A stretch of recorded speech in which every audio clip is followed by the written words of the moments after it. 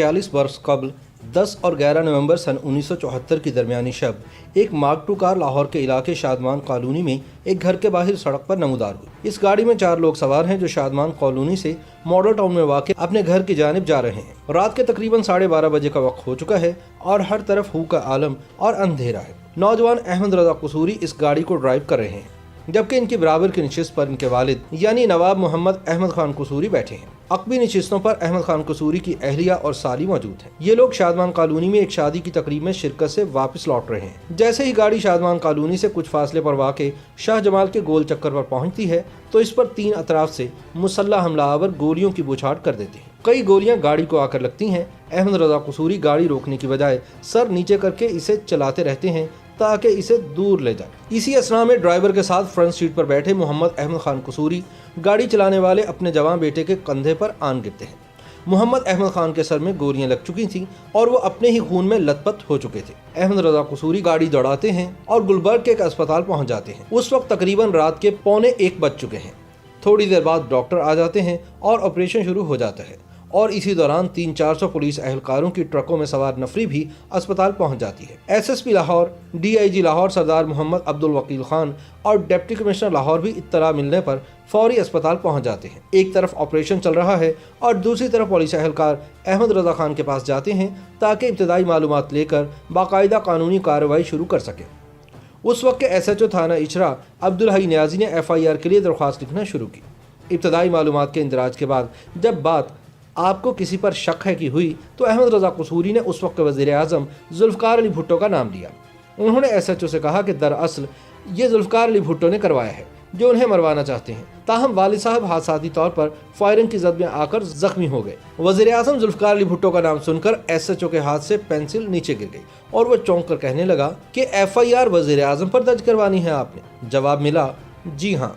अहमद रजा कसूरी बोले, क्योंकि भुट्टो मुझ पर पहले भी कई हमले करवा चुके हैं, जब जिम्मेदार वही हैं तो फिर पर्चा भी उन्हीं के खिलाफ कटेगा। तकरीबन सुबह के 3 बज चुके थे और अभी ये बातें चल रही थी कि डॉक्टर ने आकर अहमद रजा खान को बताया कि इनके वालिद अब इस दुनिया में नहीं रहे। दूसरी तरफ पुलिस ने कह दिया कि वो दरख्वास्त लिख कर दे दे ताकि वो FIR दर्ज करें। तकरीबन रात 3:20 पर अहमद रजा कसूरी ने अपने एक हमसाये की मदद से दरख्वास्त तहरीर की और खुद पर हुए माजी के हमलों का भी जिक्र किया और अपने वालिद के कत्ल का इल्ज़ाम वज़ीर आज़म जुल्फ़िकार अली भुट्टो पर लगाया। फिर बिलाखिर 3 माह बाद फरवरी में जुल्फ़िकार अली भुट्टो को कसूरी के वालिद के कत्ल के इल्ज़ाम में एक मुकदमे में नामजद कर दिया गया। लेकिन अक्टूबर सन 1975 को इस केस के तहकीकाती अफसर मलिक मोहम्मद वारिस की सिफारिशात पर केस ये कहकर दाखिले दफ्तर कर दिया गया कि मुल्ज़िमान का सुराग नहीं लगाया जा सका।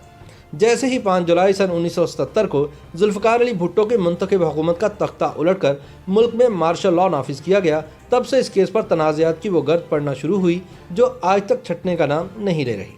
और वह तनाज़ात मुल्क की सियासी, कानूनी और अदालती तारीख का भी एक आसेब की तरह पीछा करते दिखाई देते हैं। 11 नवंबर की तारीख रात को होने वाले कत्ल की इस वारदात के असल मुहर्रकात पर कभी रोशनी पड़ेगी, ये सवाल आज भी जवाब का मुंतज़िर है। ज़िया मार्शल लॉ के निफाज के फौरी बाद वफाकी हुकूमत ने जुल्फ़िकार अली भुट्टो की बनाई हुई पैरामिलिट्री फोर्स यानी फेडरल सिक्योरिटी फोर्स के हाथों मुबैना सियासी कत्ल और अगवा जैसे संगीन मामलात की तफ्तीश FIA के हवाले की।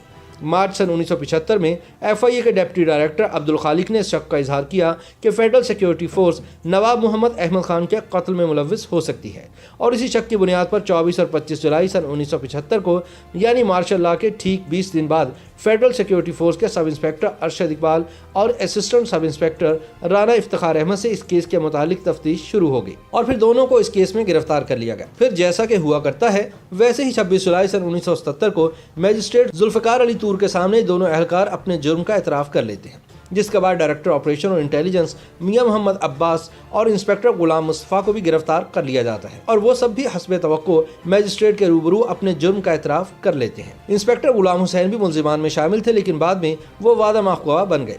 मसूद महमूद, जिन्हें मार्शल लॉ निफाज के फौरी बाद गिरफ्तार कर लिया गया था, वो भी कैद के 2 माह बाद भुट्टो के खिलाफ वादा माफ़ बन गए, जिसके बाद जुल्फ़िकार अली भुट्टो को भी इस केस में 3 सितंबर सन 1977 को गिरफ्तार कर लिया गया। भुट्टो की गिरफ्तारी के 10 रोज़ बाद जस्टिस KM समदानी ने इनको जमानत पर रिहा कर दिया, जिसके नतीजे में मुबैना तौर पर जस्टिस समदानी को फौरी तौर पर ओहदे से हटा दिया गया और 3 दिन बाद भुट्टो को दोबारा इसी केस में मार्शल लॉ के तहत गिरफ्तार कर लिया गया। इसी दौरान हाई कोर्ट में नए जजेस तैनात हुए और मौलवी मुश्ताक हुसैन को लाहौर हाई कोर्ट का चीफ जस्टिस बना दिया गया, जिनका ताल्लुक जनरल ज़ियाउल हक के आबाई शहर जालंधर से था। 11 सितंबर से 1970 को केस का नामुकम्मल चालान मजिस्ट्रेट की अदालत में जमा करवाया जाता है और 13 सितंबर को स्पेशल पब्लिक प्रोसिक्यूटर की दरख्वास्त पर केस लाहौर हाई कोर्ट में ट्रायल के लिए मुंतकिल कर दिया गया। केस का हतमी चालान 18 सितंबर को हाई कोर्ट में दाखिल करवा दिया जाता है, जिसके बाद केस का बाकायदा ट्रायल शुरू होता है, जिसमें इस्तगासा ने 41 गवाहान को पेश किया। ये मुल्क की अदालती तारीख का गालिबन वाहिद केस है जिसमें हाई कोर्ट ट्रायल कोर्ट बन गए। दौरान ट्रायल मियां मोहम्मद अब्बास अपने इतराफी बयान से ये कहते हुए मुकर गए कि इनका पहला बयान मजिस्ट्रेट के सामने दबाव के तहत लिया गया था। उन्होंने बयान दिया कि उन्हें किसी साजिश का इल्म नहीं और ना ही इन्होंने वादा माफ गवाह गुलाम हुसैन या फेडरल सिक्योरिटी फोर्स के किसी भी एहलकार को इस मकसद के लिए असलहा वगैरह मुहैया करने की हिदायत जारी की थी। गुलाम मुस्तफ़ा, अरशद इकबाल और आना इफ्तिखार अहमद अपने एतराफ़ जुर्म पर कायम रहे कि उन्होंने उस रात अपने सीनियर्स गुलाम हुसैन और मियां मोहम्मद अब्बास के कहने पर हमला किया था, जिससे अहमद रजा खान के वालिद की मौत वाक़ हुई। 2 मार्च सन 1978 को ट्रायल मुकम्मल हो जाता है और 18 मार्च को केस का फैसला सुना दिया जाता है, जिसमें हाई कोर्ट के 5 जजेस ने अपने फैसले में करार दिया कि शवाहिद की मौजूदगी में बात साबित होती है कि जुल्फ़िकार अली भुट्टो ने director general federal security force Masood Mahmood के साथ मिलकर अहमद रजा कसूरी को कत्ल करने की साजिश तैयार की थी और फेडरल सिक्योरिटी फोर्स के हमले के नतीजे में ही इनके वालिद मोहम्मद अहमद खान कसूरी मारे गए थे। जुल्फ़िकार अली भुट्टो को इस केस में मौत की सज़ा सुनाई गई। हाई कोर्ट के फैसले के बाद मुल्ज़िमान ने सुप्रीम कोर्ट में इसे चैलेंज किया, जहां पर 9 जजेस थे। एक जज जुलाई सन 1978 में रिटायर्ड हो गए, जबकि एक बीमारी की वजह से रुखसत पर भेज दिए गए। बाकी 7 जजेस ने फरवरी सन 1979 को अपील पर फैसला सुना दिया।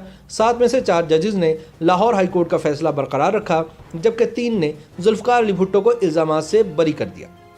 सुप्रीम कोर्ट ऑफ पाकिस्तान से अपील मुस्तरद होने के बाद जुल्फ़िकार अली भुट्टो को 4 अप्रैल सन 1979 को तख्ता-ए-दार पर लटका दिया गया। ये और बात है कि तारीख की अदालत ने भुट्टो के कत्ल को जुडिशल मर्डर करार दिया। ज़ियाउल हक के दौर में ये उमूमी तासुर था कि फ़ौजी जनता ने नवाब मोहम्मद अहमद खान के कत्ल को भुट्टो से जान छुड़वाने के लिए इस्तेमाल किया और अहमद रजा कसूरी ज़ियाउल हक के आलाकार बने। लेकिन कसूरी इस बात की तरदीद करते हैं कि इस केस को दोबारा खोलने और पैरवी करने के लिए उन्हें उस वक्त की फ़ौजी क़यादत ने कहा था। अहमद रजा कसूरी का मौक़िफ़ है कि मार्शल लॉ लगने के बाद ये केस दोबारा खुला तो उस वक्त की मार्शल लॉ हुकूमत इस केस में फरीक बन गई थी। अहमद रजा कसूरी ये भी तस्लीम कर चुके हैं कि सन 1976 में इन्होंने बेगम नुसरत भुट्टो को यकीन दहानी करवाई थी कि भुट्टो के खिलाफ केस इन्होंने गुस्से में दर्ज करवाया था और वो इसे वापस लेने जा रहे हैं, ताहम उन्हें ज़िया जनता ने ऐसा करने की इजाज़त ना दी। क्या जुल्फ़िकार अली भुट्टो ने मामला सुलझाने की कोशिश की? इसके जवाब में अहमद रजा कसूरी बताते हैं कि जुल्फ़िकार अली भुट्टो ने सन 1976 में अपनी अहलिया नुसरत भुट्टो को मेरे घर भेजा था। मैंने उन्हें बड़ी इज्जत दी थी और कहा था कि वो मेरी बहनों की तरह हैं और यकीन दिलाया था कि वो माजी के मामलात का दोबारा जायज़ा ज़रूर लेंगे, ताहम उन्होंने केस वापस नहीं लिया।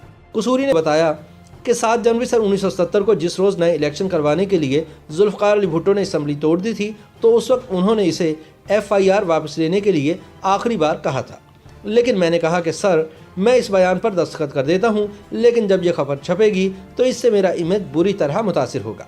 बिरादरी वाले भी सवालात करेंगे कि तुमने क्या ज़लालत की। अवाम की फ़िक्र नहीं कि क्या कहेंगे, लेकिन अपनी बिरादरी की फ़िक्र है। इसके बाद ना मुझे भुट्टो ने केस वापस लेने को कहा और ना ही मैंने खुद ऐसा किया। ताहम तारीखी हक़ाइक़ बताते हैं कि जुल्फ़िकार अली भुट्टो के खिलाफ नवाब मोहम्मद अहमद खान के कत्ल का मुकदमा झूठ पर मबनी था। वैसे भी भुट्टो की शहादत के बाद जज मौलवी मुश्ताक ने यह बयान दिया था कि यह फैसला उन्होंने गुस्से में दिया था।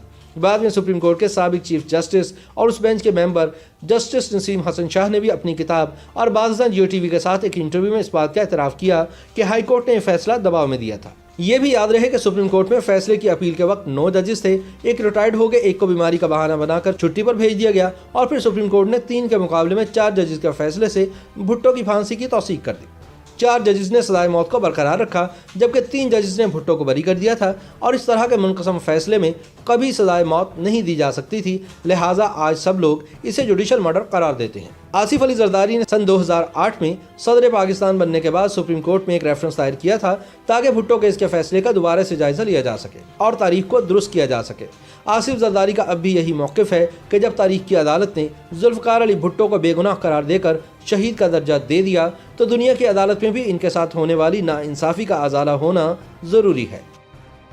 YouTube पर गूगली न्यूज देखने के लिए youtube.com की सर्च बार में गूगली न्यूज TV टाइप करें। गूगली न्यूज के पेज पर सुर्ख रंग के सब्सक्रिप्शन वाले बटन पर क्लिक करना ना भूलिए। YouTube पेज पर अपलोड होने वाली वीडियोस से बाखबर रहने के लिए बेल आइकन पर क्लिक कीजिए। आपको हर नई वीडियो के बारे में नोटिफिकेशन मौसूल हो जाएगा।